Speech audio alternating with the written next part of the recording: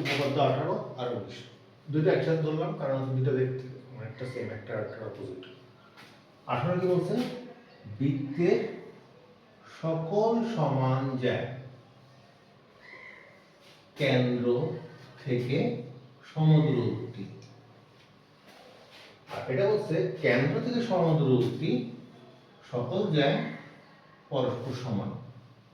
তাহলে সমান জ্যা সমদূরবর্তী জ্যা পরস্পর সমান, অপোজিট। প্রথমে আমরা 18 নম্বরটা দেখি। মনে করেন এটা একটা বৃত্ত, বৃত্তের কেন্দ্র আছে, বলছে সমান জ্যা, তাহলে দুটো সমান জ্যা আঁকি, মানে এই জ্যাটা সমান, এইভাবে আর কি, সমস্যা নেই। দুটো সমান জ্যা একবার দৈর্ঘ্য মানগুলো সমান, ঠিক আছে। এটা কি এ বি, এটা এসি, আর এটা ও। দূরবর্তী বলছে সমদূরবর্তী, তাহলে আমরা এটা থেকে এটার উপর একটা লম্ব আঁকি।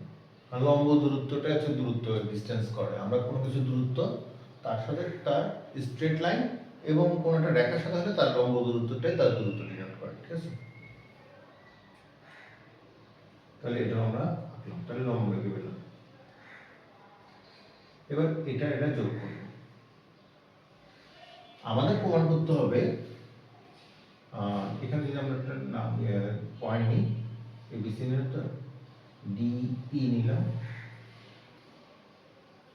তাহলে ডি আর ই সমদূরবর্তী, প্রমাণ করতে হবে। তাহলে ও ডি সমান ও ই, এটা প্রমাণ করতে হবে সমদূরবর্তী। তাহলে আমাদের দেওয়া আছে সকল জ্যা স্পর্শ সমান। দেওয়া কি আছে? দেওয়া আছে যে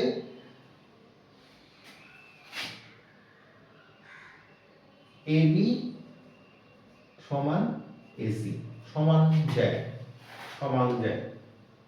তাহলে আমরা জানি এটা যেহেতু লম্ব আঁকছি, তাহলে এটা আমরা উপপাদ্য সূত্র অনুসারে জানি এটা কি লম্ব হলে এটা কি তার মিডল পয়েন্ট, এটা মিডল পয়েন্ট। তাহলে এবি আর এসি যদি সমান হয়, তাহলে এডি আর এইও সমান, তাহলে এডি সমান হবে কি এই। আচ্ছা, এবার আমরা ওই দুটো বাহু সমান প্রমাণ করার জন্য আমরা যেটা করব, ওই দুটো ত্রিভুজকে কি সর্বসম প্রমাণ করে দেবো। তাহলে প্রমাণ হবে এরকম,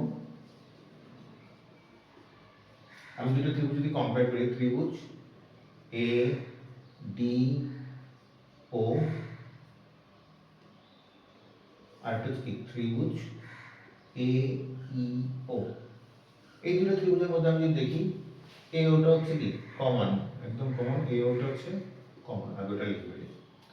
তারপর একটা অ্যাঙ্গেল, ইচ্ছা এটা এডি আর এই সমান, কারণ আমাদের দেওয়া অনুসারে এডি সমান এই। আর ত্রিভুজ এটা কি আমরা অঙ্কন অনুসারে লম্ব করে আছি, তাহলে অ্যাঙ্গেল এডিও সমান অ্যাঙ্গেল এইও, সবাই কি 90 ডিগ্রি। তাহলে আমরা বলতে পারি ত্রিভুজ এডিও সর্বসম ত্রিভুজ এইও।